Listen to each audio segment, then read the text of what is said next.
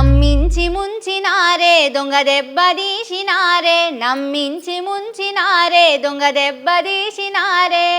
Ration కార్డులనిరి ఇండ్లిస్తామనిరి, కానీ మాట తప్పినారే ఆగము చేసినారే.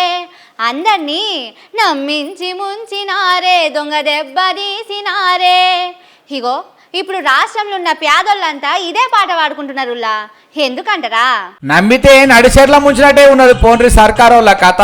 Ration కార్డులు వస్తాయి, ఇందిరమ్మ ఇండ్లు వస్తాయని ఆశలు పెట్టుకున్న వాళ్ళ మీద ఇటుక పెళ్ళేసినంత పని చేసిర్రు. గ్రామ సభలు పెట్టి కార్డులు ఇండ్లు వచ్చే పేదోళ్ళ పేర్లు చదివి వినిపిస్తామన్నారు, కానీ ఇదంతా ఉట్టిదేనని చెప్పుకొచ్చిండు బట్టి సారు. కార్డులు వచ్చిన వాళ్ళు కాదు, అప్లికేషన్ పెట్టుకున్న వాళ్ళ పేరు చదువుతందుకే ఈ మీటింగులు పెట్టిర్రట. ఇప్పటిదాకా ఎవరి పేరు కూడా ఫైనల్ కాలేదట. మరి గీంత దానికి 3 సంధి ఊర్లల్ల మీటింగ్లు ఎందుకు, ఈ పేరు చదువుడెందుకు సారు? మొన్న ఓ మేడం కూడా గిదే ముచ్చట చెప్తే మేము నమ్మలే సారు, అట్టుగానే చెప్తున్నది కావచ్చులే అని అనుకున్నాం. ఇప్పుడు స్టార్ట్ అయింది. ఇది వచ్చిన వాళ్ళ పేర్లు వచ్చిన వాళ్ళందరికి వచ్చినట్టు కాదు, పేర్లు లేని వాళ్ళకు రానట్టు కాదు. ఇది ఓన్లీ ఇప్పుడు ఉన్న ప్రజెంట్ సిచ్యువేషన్.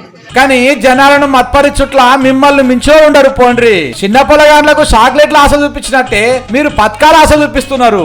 అప్పట్లో 6 గ్యారెంటీల పేరు చెప్పిండ్రు, అధికారంలోకి వచ్చిండ్రు. గెలిచి గద్దెనెక్కినాక 6 గ్యారెంటీలను 60 రోజులు తాళం పెట్టిర్రు.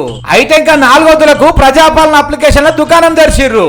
ఎంపీ ఎలక్షన్ లో ఓట్లేస్తే అన్ని పథకాలు ఇస్తామని చెప్పిర్రు. నిజమే కావచ్చునని పబ్లిక్ కూడా ఓటేసిర్రు. ఇంకేమున్నది, గ్యారెంటీలు గంగల కలిసినా ఎంపీలు పోయి ఢిల్లీలో కూర్చున్నారు. ఇక ఇప్పుడు పంచాయతీ ఎన్నికలు వస్తున్నాయి కదా, అందుకే మళ్ళీ పారి అప్లికేషన్ల దుకాణం పెట్టినట్టు కొడుతున్నది. అగొచ్చే ఇగొచ్చే అనాలే, ఓట్లు డబ్బలు వేయించుకోవాలి, ఓట్ల ముందు అప్లికేషన్లు తీసుకోవాలి, ఓట్లు అయిపోయినాక మర్చిపోవాలి. మళ్ళా 4 ఏళ్ల దాకా మీరెవలో మేమెవలము, అంతే కదా సార్లు. కానీ మీరు ఇన్ని మాటలు అబద్ధాలు చెప్పినా నమ్మి మళ్ళా ఓట్లేస్తున్నా మన జనాలు చాలా గొప్పోళ్ళు పో.